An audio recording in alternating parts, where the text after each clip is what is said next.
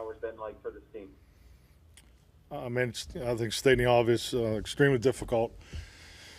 I mean, obviously with the passing of Marcus Paul, I mean, it was, a lot of heavy hearts, but I can't say enough about our football team, about our players, the way they came out, started the game, and, we had a number of adverse things to deal with throughout the game.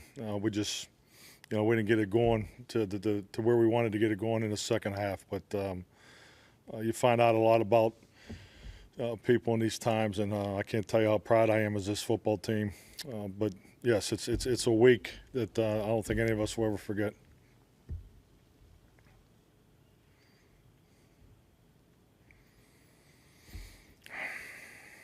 Mike, can you also talk that there was that point in the late in the first half where you had the 4th and 1, a little bit less than 4th and 1, and the call there to throw the ball downfield, and what happened?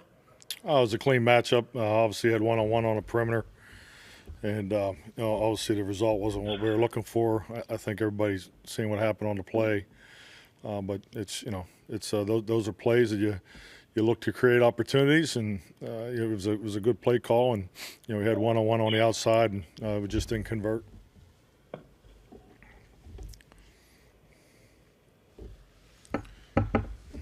When Zach Martin goes out early in the game, I mean, you lose both of your starting tackles on the opening drive. How does that change the complexion of the game plan and what you'd intended to do for the rest of the game there? I mean, it definitely changes the way you do some things. I think that's obvious. I can't, tell you how proud I am. I mean, young guys just to jump in there, Brandon and Terrence. You obviously make adjustments, but unfortunately, we have quite a bit of experience with that situation this year. So, I thought Kellen did a really good job managing the situation. I thought Joe Philbin did a excellent job managing that. But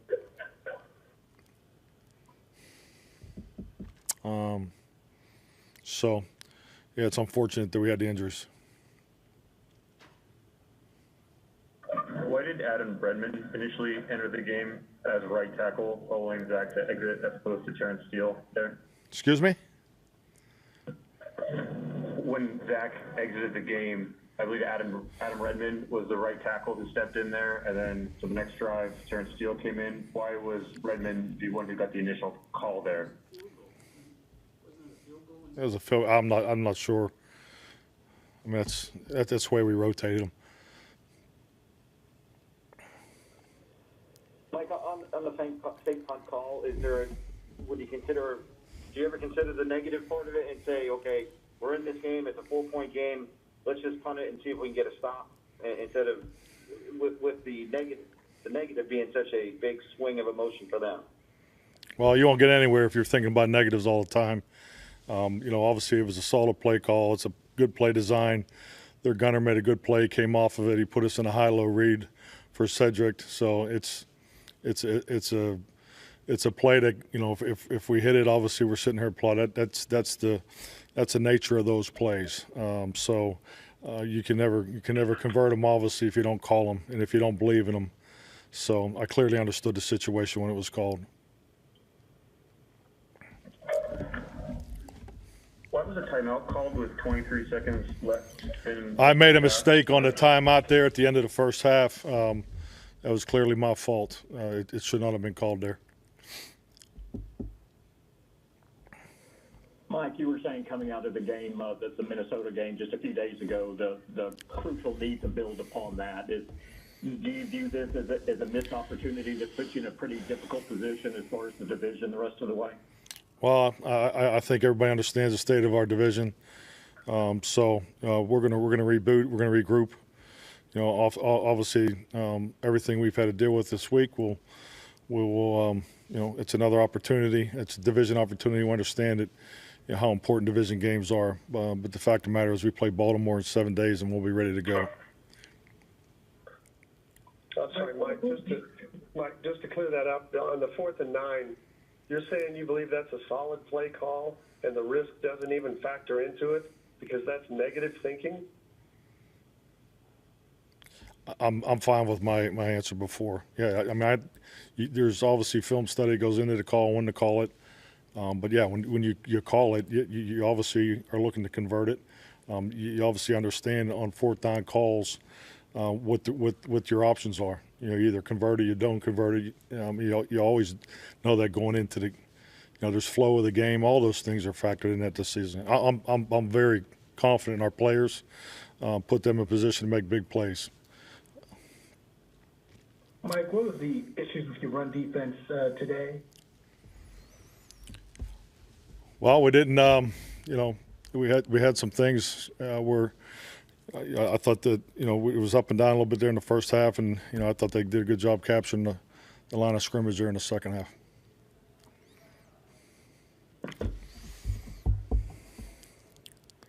One more question, please. Coach, for those who didn't know Marcus Paul, just what kind of a man was he, and what did he mean to your team? Well, Marcus was a special man. He's definitely someone that, when I think of him, he obviously had a lot of success in his professional life. But if you really look at a mark of a man, it's more about significance over success. I can't tell you the impact that he made on our football team, really on the whole organization. I obviously only have been working with Marcus since January, but it was very, it was clearly evident throughout these last, 48 hours, 72 hours, what he means to everybody. And the team meeting last night was powerful. And he obviously definitely we're going to miss him. And it's it's unfortunate for his family, but we had the opportunity to celebrate him last night as a team, and we'll definitely continue to do that. His memory and his impact has touched a lot of people, and will always live with us. Thank you. Thank you. After the Minnesota game a few days ago, that you felt all this was ahead of you and this team was in a pretty good spot. Do you feel you missed an opportunity today, and this puts you really kind of in a bind as far as winning the division the rest of the way? Yeah, I think we were in this game. The score, I mean, it got out of hand at the end. But I felt like we were in a good place. I felt like we played with that first half. I thought we played well. We played hard, and we had everything in front of us. And then, we weren't able to get it done in the second half, and that's frustrating because we were in this game and felt good about it. So. Yeah, I mean, I definitely felt like we were in a good place, but we can't let the game end the way it did.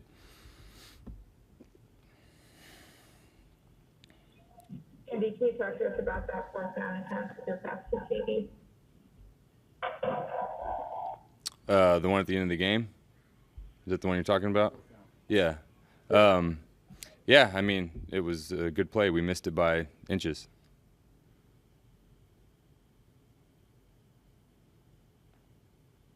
Andy, can you also talk about the end of the first half, that fourth and short, and what the call was, the pass to Lamb, and what happened there?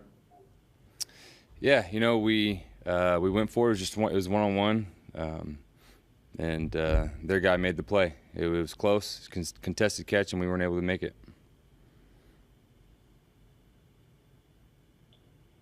Andy, when you lose both of your starting tackles on that first series, how much does that change your game, and what's the key for you to get there? Yeah, fortunately we've had guys that have played this year and have been in there. You never want to lose anybody to injury, and especially both tackles. So it's next man up. Those, like I said, we're fortunate we've got some guys with some experience that have played in a lot of games this year, and so you just got to keep going. Andy, on a non-football note, what have the past 2 days been like for you, for the organization? How have y'all thought about remembering Marcus?